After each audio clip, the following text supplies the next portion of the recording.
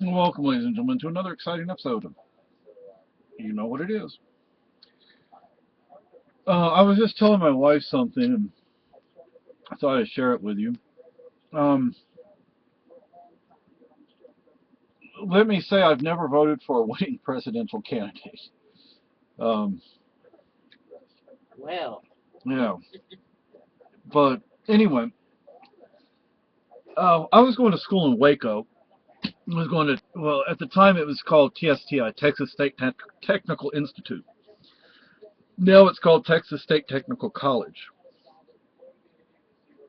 You have a higher level that you have to meet in a college versus a institute. But anyway, I went to this church for a while, not very long.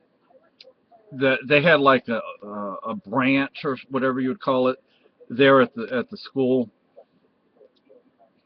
and once they took us all up on a trip to Dallas. That's where like their main church was,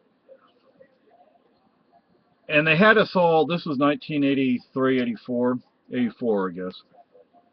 They had us fill out. They said okay, write down on a piece of paper who you're going to vote for president, and put it in the collection plate. I wrote George McGovern down because that's who I was voting for. Although he pulled out of the race before I could actually vote for him. But I didn't put it in the plate. I stuck it under the cushion. Um, but then I remembered this story from when I read his autobiography. But I have to agree with my wife that like, he should have seen what was about to happen. dipshit. He said he was a bomber pilot in World War II. You would think George McGovern, the peace guy, was a bomber pilot in World War Well, II. Um, sometimes you gotta do what you gotta do. yeah, he said they had a new guy on their plane. It was a B-24 Liberator, four-engine aircraft, and they they were coming back from a bombing run, and they still had bombs on board, and they weren't supposed to land with the bombs, so they had to dump them somewhere. So they said, they let everybody on the plane know, okay, when you find a place where we can drop the bombs, let us know. And this one guy, he was a new guy, he said, okay, I found a place, turn around. And see, when they turned around, the pilot and co-pilot, and McGovern was the pilot, should have seen what they were going after, what they were going to fly over.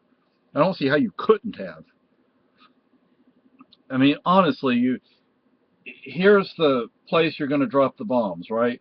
And you just flew over it. Now you're having to turn around and you're coming back. You're going to see it when you fly over. I mean, before you fly over it, you're going to see.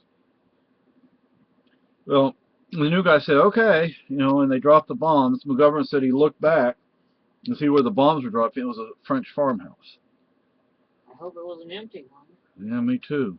Those could have been French people who were part of the French resistance, who were harboring Jews, protecting them. But Or maybe it was a house full of Nazis. yeah, no, that would have been okay. Yeah. Or if they were Vichy French, then that would have been okay. Because same thing, Nazis, Vichy French. But Vichy Swap? Vichy French? Vichy French? but anyway, I just thought I would tell you that.